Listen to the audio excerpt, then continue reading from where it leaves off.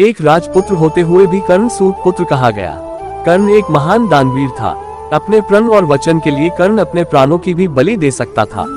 पांडवों की शिक्षा खत्म होने के बाद आयोजित रंगभूमि में आकर कर्ण अर्जुन को ललकारता है कि अगर वह संसार का सर्वश्रेष्ठ धनुर्धर है तो उससे मुकाबला करके सिद्ध करे। कर्ण एक सूत के घर पला बड़ा होता है, इसलिए उसे सूत पुत्र समझकर अर्जुन से मुकाबला नहीं करने दिया जाता है। पांडवों के प्रखर विरोधी दुर्योधन को यहाँ एक अवसर दिखता है और वह फौरन कर्ण को अन्य देश का राजा घोषित कर देता है और कर्ण को अपना मित्र बना लेता है। दुर्योधन के इस कृत्य से कर्ण के दुखते घावों पर मरहम लग जाता है, लेकिन समय सीमा खत्म होने के कारण रणभूमि में कर्ण अर्जुन का मुकाबला टल जाता है। पांडवों और कौरवों के अंतिम निर्णायक युद्ध के पहले भगवान कृष्ण कर्ण को ये भेद बताते हैं कि तुम एक पांडव हो और कुंती के ज्येष्ठ पुत्र हो। इस रहस्य को जानकर भी कर्ण अपने मित्र दुर्योधन से घात करके अपने भाइयों की ओर नहीं जाता है। दिव्य कवच कुंडल के साथ कर्ण अजेय था और महाभारत के युद्ध में पांडव कभी उसे परास्त नहीं कर पाते।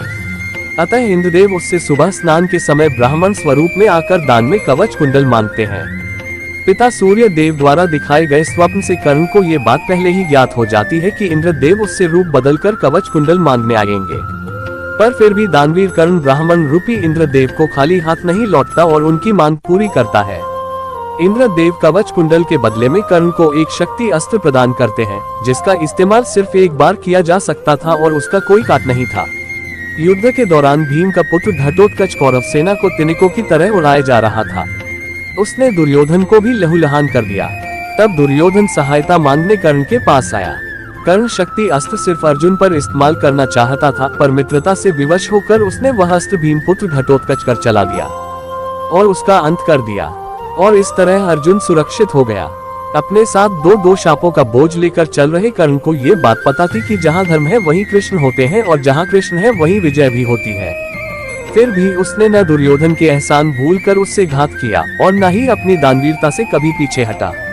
सार हो सके तो किसी के ऋणी मत बनो, और एक बार अगर किसी के ऋणी बन ही जाओ तो ऋण चुकाने में आनाकानी मत करो। अगर कोई कुछ मांगने आए तो उसे निराश नहीं करना चाहिए, जितना संभवतः हो उसकी मदद करनी चाहिए।